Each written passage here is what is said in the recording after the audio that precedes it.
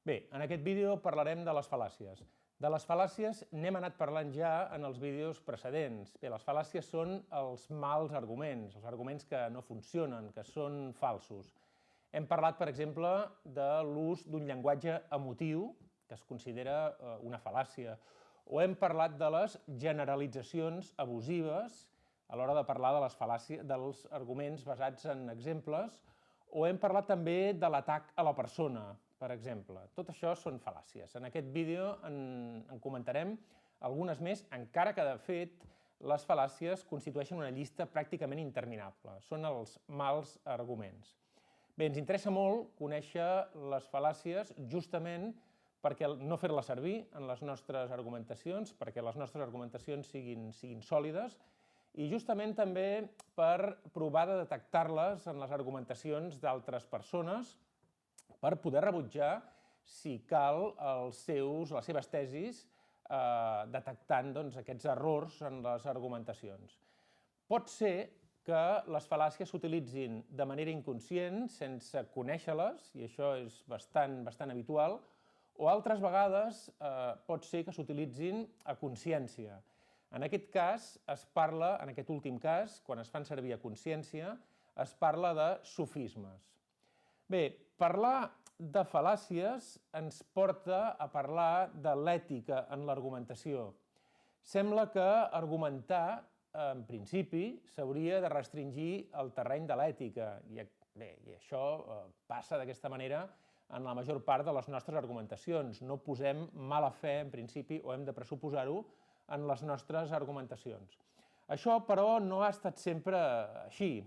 En l'antiguitat clàssica, per exemple, l'argumentació era una pràctica retòrica que quedava molt allunyada de la cerca de la veritat. Si pensem en els sofistes, si pensem en Tísies, en Còrax, en Protàgores, en Gòrgies, bé, els sofistes no anaven a cercar la veritat en les seves argumentacions, sinó que es tractaven, aquestes argumentacions, d'un pur exercici formal. Alguns d'ells, per exemple, Protàgores, deia davant de qualsevol idea sempre hi ha dos punts de vista possibles, i ell era un autèntic expert a desenvolupar arguments a favor i en contra de qualsevol idea, prescindint absolutament de la veritat que hi hagués darrere d'allò que afirmava. Gòrgies, per exemple, un altre sofista, era un autèntic especialista a defensar els reus amb causes més complexes. Li era absolutament igual si els arguments que aportava eren certs o no eren certs, la veritat li era igual, el que li importava era poder defensar el reu que justament pretenia treure de la garjola. Bé, per tant, en l'antiguitat l'argumentació i la veritat no anaven estrictament associades. És en Plató i amb la seva dialèctica que l'argumentació s'orienta cap a la cerca de la veritat. Quines són, però, les fal·làcies? N'hem vist ja algunes, en comentarem a continuació unes quantes més. Entenem, però, que la llista és infinita, pràcticament. En primer lloc, per exemple, una fal·làcia molt típica és la del fals dilema. El fals dilema consisteix a donar a la persona que ens escolta, plantejar-li dues opcions normalment, però reduint dràsticament les opcions reals que té aquesta persona. Imaginem que ara mateix escala foc en aquesta estança i que jo plantejo a una persona que m'escolta, li dic, bé, tenim dues possibilitats, o sortir per aquesta finestra o sortir per aquella altra finestra. Bé, això és un fals dilema, en el sentit que hi ha una altra opció per sortir d'aquesta estança, que és sortir per la porta. És una opció que jo no he plantejat, que no he incorporat i que no he posat davant dels ulls de la persona que m'escolta. Senzillament li estic reduint dràsticament la possibilitat d'escollir. O fas això o fas això, quan en realitat hi ha altres alternatives. Bé, una altra fal·làcia, per exemple, típica, també molt típica, la fal·làcia de la composició, que té una altra fal·làcia associada, que és la de la divisió. La fal·làcia de la composició parteix de la idea que un conjunt té les mateixes característiques que les seves parts. Bé, cosa que no té per què ser així. Imaginem, per exemple, posem un cas concret, Imaginem que s'acaba d'editar una obra que recull tota una colla d'articles en homenatge a Salvador Espriu, posem per cas. I imaginem que cadascun dels articles d'aquesta obra són articles en realitat amb molta qualitat. Bé, que cadascun dels articles que integren l'obra, d'aquests elements discrets que integren l'obra, tingui molta qualitat, no vol dir que el volum tingui molta qualitat. És fal·laciós afirmar que el volum té qualitat. Per què? Perquè, per exemple, podria ser que cap d'aquests articles no toqués un aspecte essencial per entendre l'autor i, per tant, que el volum en si mateix, aquest conjunt d'articles, no tingués les característiques de qualitat que se'n podrien esperar. La fal·làcia de la divisió és exactament el contrari. És atribuir a les parts les característiques, les qualitats d'un tot. D'acord? Seria una altra fal·làcia. Bé, pensem encara en alguna altra fal·làcia típica. Per exemple, la fal·làcia que s'anomena ad populum, que consisteix, bé, molt típica, que fins i tot genera frases populars, com aquella frase que diu mal de molts, consol de necis.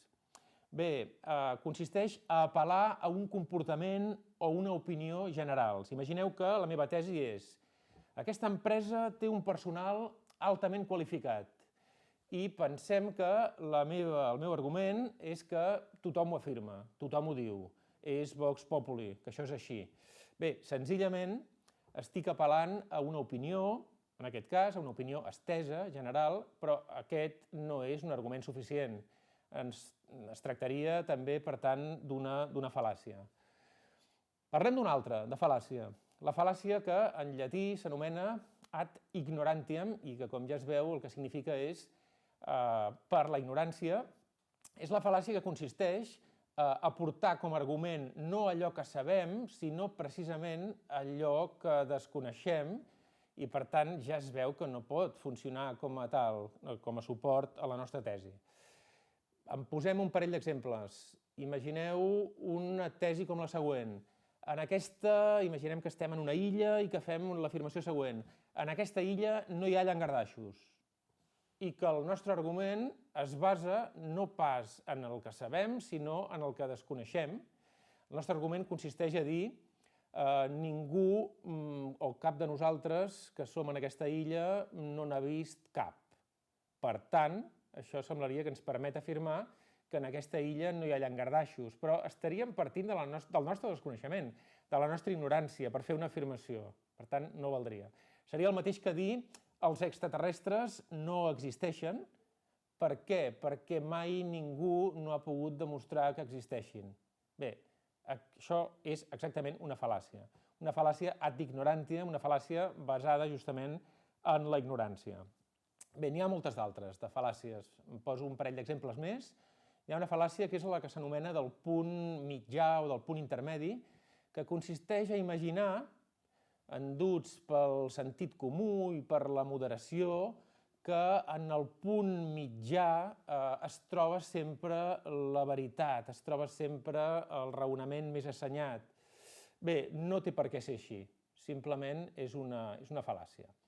Una altra fal·làcia també molt típica és la de les preguntes múltiples. Són preguntes que es formulen a una persona i que tant si contesta que sí com que no, en realitat pot caure en una trampa i pot ser que estigui assumint coses que no vol assumir. Imagineu que jo a una persona li dic el següent, li dic: encara continues tenint per amics aquella colla de traficants?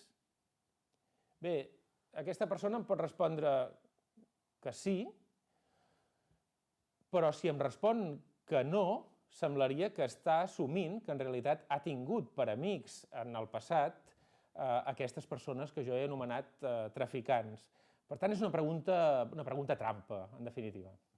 Bé, resumint, quan argumentem hem de fer servir les nostres tesis, han de tenir suport en uns arguments i aquests arguments no han de ser fal·laciosos. De fal·làcies n'hi ha de moltíssimes menes i l'únic que fan, si les fem servir, és arruïnar la nostra tesi. Bé, evidentment, davant els discursos dels altres hem de resistir a l'ús de fal·làcies, sobretot si són sofismes, és a dir, si hi ha mala intenció en fer-les servir, i no acceptar les tesis de persones que basen el seu raonament en arguments fal·laciosos.